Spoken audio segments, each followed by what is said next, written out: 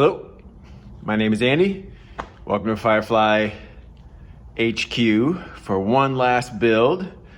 This is going to be, we're building a tiny house for Gina and I and our girls when they're home from college to live in while we build a new house and shop, because this shop has just gotten too small. We're building more and more of these sort of all one level accessory dwelling unit type tiny houses. This one barely fits in this shop. Let me turn around the camera and show you what we have to go through to get this 40-foot tiny house built in this shop, which will be the last one before we start designing our new, well, it's already designed, but building our new shop so that we can handle builds like this a lot more easily. All right, so this is a 40-foot by 10-foot trailer. It's the biggest we've ever built. We have done about a 38-foot gooseneck in here one time, and it was tight. This will end up being similar because, so this is my normally I have a good workspace here and a good workspace here, and then the trailer, is, at least, this is at least 8 foot longer than we normally build. So this is gonna be really tight. All this is going away. Most of that lumber, once we get it framed, it'll be a little bit easier in here, but still, it is much too tight for this to be our normal working conditions. So in order to fit this one in here, you'll see that we won't really be able to close our shop doors. So since this has a detachable tongue, we are for the first time going to be detaching the tongue.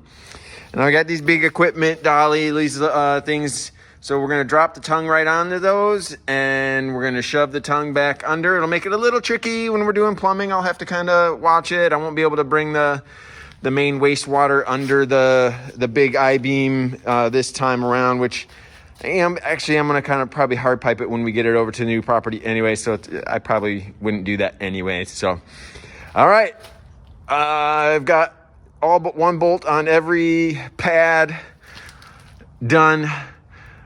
We'll see how this goes. Check back in.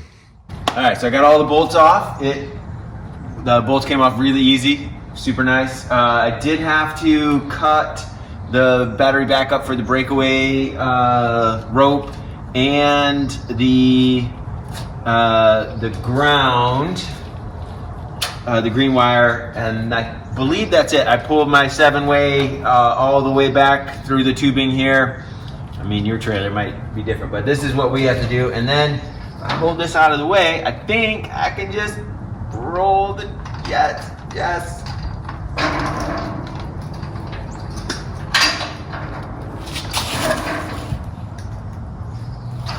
Past the D-rings. Just like that, a little more room in our tiny shop. All right, we've got the floor system bolted on now. You can see, I'm gonna back up just a little bit, just how tight this is in our shop and why we need to upgrade to a slightly larger shop to accommodate these kinds of builds, which we would like to do more often. Anyways, this is a 10-foot by 40-foot trailer, and we're doing even a little bit of a bump out front because this is a combination. Called the Meadow. It's kind of a combination floor plan that stretches, puts 2 bedrooms in. So up front, this is going to be the master bedroom.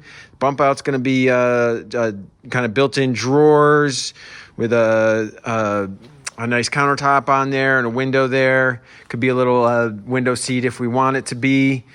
And then into a bathroom area, which is the hallway as well to get to the master bedroom.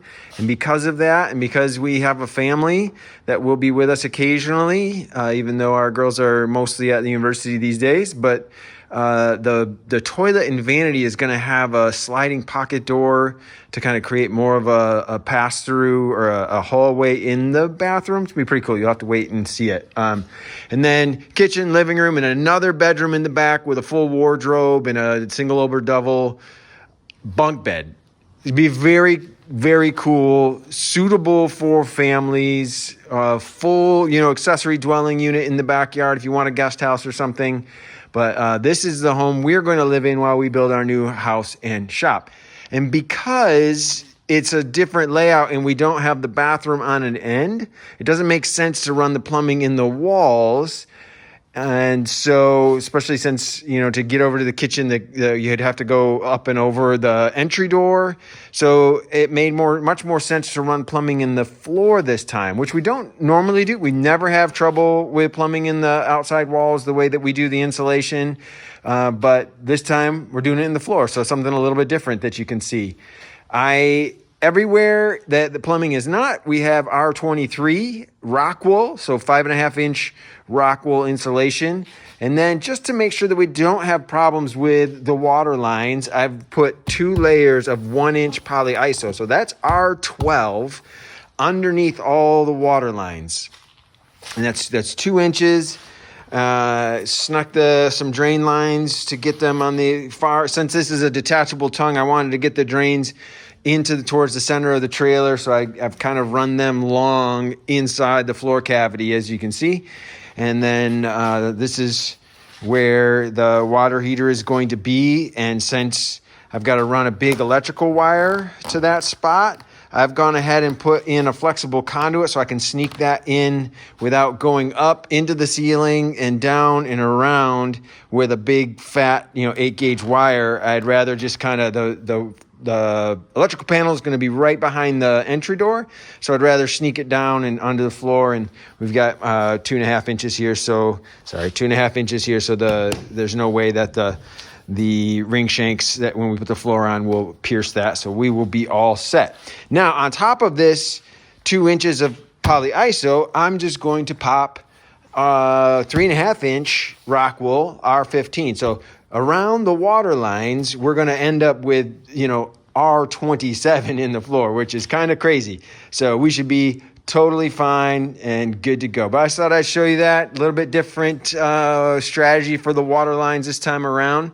You can see over there, that's the main entry is going to be over there just under the fridge. That's the ice maker line. And then this is the toilet. It's going to come up inside a wall for the feed the toilet. And then that's the vanity hot and cold over there. And this is a shower. So, okay.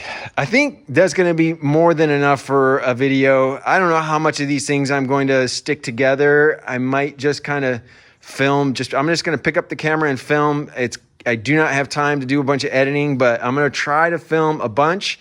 Sorry, you might have to listen to me ramble a little bit more, but I'll try to just piece a couple of days together at a time and just get them out there so you can see, because this is going to be kind of a cool build and I'd like to share it. All right. We'll see you on the next one.